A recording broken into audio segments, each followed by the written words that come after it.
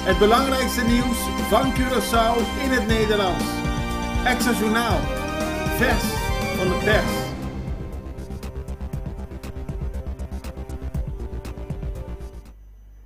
Welkom bij Extra Journaal. We brengen u het belangrijkste nieuws van Curaçao en de eilanden en dat doen we dagelijks en met heel veel plezier. We zijn vooral blij dat u kijkt om op de hoogte te blijven van alles wat hier ruilt en zeilt. En we beginnen dadelijk met de 7 belangrijkste nieuwsberichten van Curaçao. En na de break hebben we ook nog aandacht voor andere zaken. Wat meer uitgebreid, wat meer dieper, wat dieper, wat meer duiding. Blijf kijken, want we beginnen nu met de belangrijkste 7 items. De politie verdenkt 3 19-jarigen van de moord op oud-politieagent Niven van Thijs. Dat heeft de politie gisteren bekendgemaakt.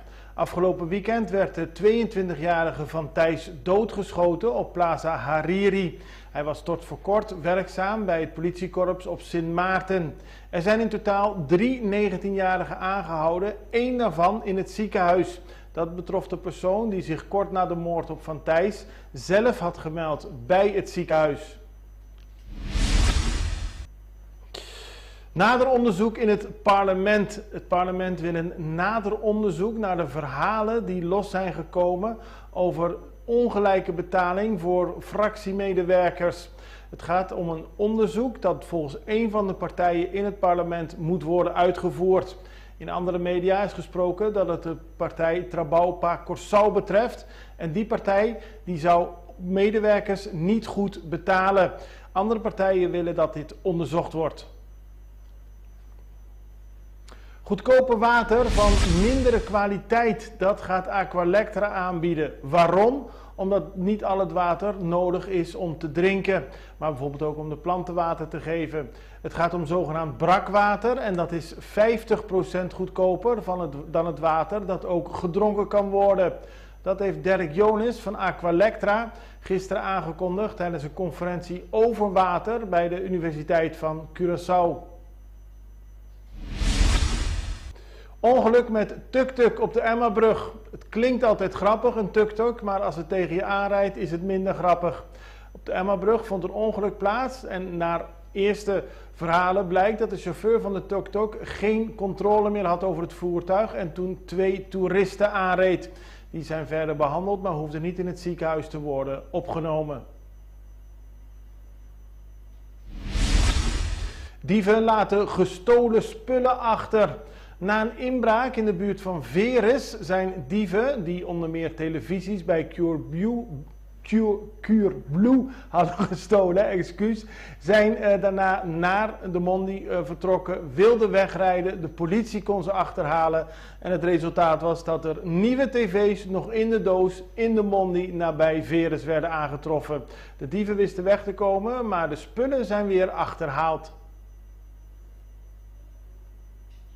De coalitie zet stappen in de wijze waarop ze meer willen samenwerken. U weet nog, eerder dit jaar waren de problemen binnen de MFK over de medewerkers over de statenleden. Over de statenleden van de PMP. Toen is er besloten om meer zaken op papier te zetten. En gisteren werd het protocol voor samenwerking binnen het kabinet Pisas voor het eerst gepresenteerd. Dat moet nog worden besproken, maar dat moet leiden tot een protocol waarbij de coalitiepartijen zeggen, daar kunnen we ons in vinden. Rente op achterstallige belasting. Ja, mensen die hun belasting niet op tijd betalen, en dat gaat het dan om de belasting die nog na 1 juli van dit jaar openstaat, kunnen een rente daarop krijgen van 6,75%.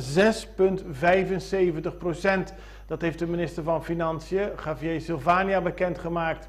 1 tip, betaal je belasting op tijd. En dit waren de belangrijkste berichten van het Extra Journaal. We hebben nu reclame en daarna wat meer achtergrond en duiding bij dat belangrijkste nieuws.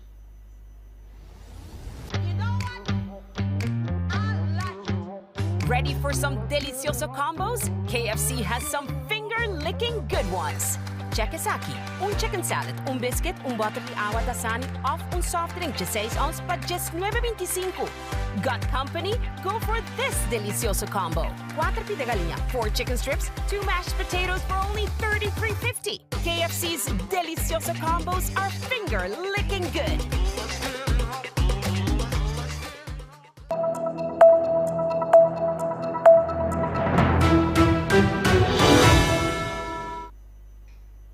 Minister Shelton Hato van Justitie maakte onlangs bekend dat hij werk wil gaan maken van het verbieden van lachgas. Lachgas is gevaarlijk en net als in Nederland zou het ook op Curaçao verboden moeten worden, zo stelde Shelton Hato. We spraken gisteren met Danielle Pengel van Fundación Manejo de Adicción. Dat is de organisatie die zich bezighoudt met mensen die verslaafd zijn. En volgens Pengel is het een heel goed idee wat de minister naar voren heeft gebracht. Zij legde uit dat lachgas onder meer in de kookwereld, in de autowereld en in de medicinale wereld gewoon wordt gebruikt. Maar veel jongeren op Curaçao maken misbruik van het lachgas en dat heeft kwalijke gevolgen. In de medicinale wereld wordt het dus gemengd met zuurstof. Okay. Dus dan heb je eigenlijk geen negatieve gevolgen. Maar in de recreatieve wereld, dan wordt er dus puur lachgas gebruikt zonder zuurstof. En dat maakt het dus vooral schadelijk. En wat is er schadelijk aan?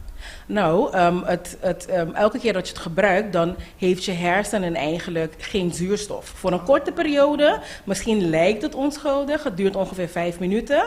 Maar elke keer 5 minuten je hersenen zonder zuurstof laten, dat is natuurlijk wel schadelijk. Hè? En vooral jongeren die het gebruiken, dus ik heb het over jongeren van 13, 14, 16, 17 jaar. Maar ook laten we zeggen de tieners dan, of de jongvolwassenen van 21, 22 gebruiken het ook. Maar ze zijn natuurlijk niet helemaal ontwikkeld. Hun hersenen zijn nog gewoon in de ontwikkeling. Dus elke keer dat je dus zonder zuurstof, dat je hersenen dus zonder zuurstof laat, dan krijg je daar dus problemen mee inderdaad. Concentratie bijvoorbeeld, om te leren. Je krijgt dan een tekort aan B12 vitamine. Ik weet niet of je gehoord hebt over mensen die verlamd zijn geraakt door het gebruik van lachgas. Dus het is helemaal niks onschuldigs aan, het is echt heel gevaarlijk. Ja, het is zeker gevaarlijk, want elke keer als je dus minder zuurstof en minder B12 vitamine krijgt, dan heeft dat dus invloed op je centrale zenuwstelsel. Engel van FMA legt uit dat mensen door veelvuldig gebruik van lachgas het gevoel in hun lichaam kwijt kunnen raken. Dat leidt ertoe dat sommige mensen in een rolstoel zich moeten voortbewegen of opnieuw moeten leren lopen. Het probleem is wijdverbreid op Curaçao en daarom noemt ze het een heel goed plan van de minister om te werken aan een verbod. Zeker een heel goed idee. Heel veel jongeren op Curaçao gebruiken lachgas. Is het echt zo, wordt het echt zoveel gebruikt? Ja, we geven natuurlijk voorlichtingen op scholen en een buurtcentrum. En we vragen heel vaak naar de ervaringen van de jongeren zelf. En dan heb je eigenlijk zeker, als je een klas van bijvoorbeeld 20 jongeren hebt of 30 jongeren hebt, dan zijn er, even kijken, 10 jongeren die op regelmatige basis dus lachgas gebruiken. Ja, en ook echt op jonge leeftijd. En ze zien het ook echt als iets heel onschuldigs. Dus het wordt echt heel veel gebruikt, ook in het uitgaansleven, op feestjes. Zelfs als je bijvoorbeeld naar autoshows gaat kijken. Het wordt dus eigenlijk overal gebruikt. De jongeren nemen gewoon hun tankflesje, nemen ze dus mee met lachgas erin en hun ballonnen en dan wordt het daar gewoon gebruikt en uitgedeeld. Danielle Pengel van FMA hoopt dat door meer informatie te geven aan ouders en jongeren het probleem van lachgas ook afneemt op Curaçao.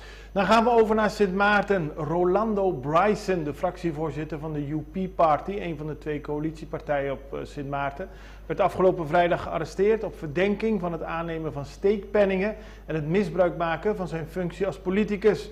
Er werd huiszoeking verricht in het kantoor van Bryson, in het parlement en in zijn huis. Een dag later werd hij alweer vrijgelaten en dat tot opluchting van zijn eigen partij, maar ook minister-president Silveria Jacobs. Gisteren sprak Bryson voor het eerst in het openbaar tijdens de behandeling van de begroting in het parlement van Sint Maarten. Bryson begon iedereen te bedanken die hem had gesteund in deze moeilijke tijd en gaf aan dat het een moeilijke periode was, maar dat de onderzoekers ook maar gewoon hun werk doen. Mr. Chairman, I would like to take the opportunity to first of all thank the many people, my family, my friends, and so many within society for their support and their prayers.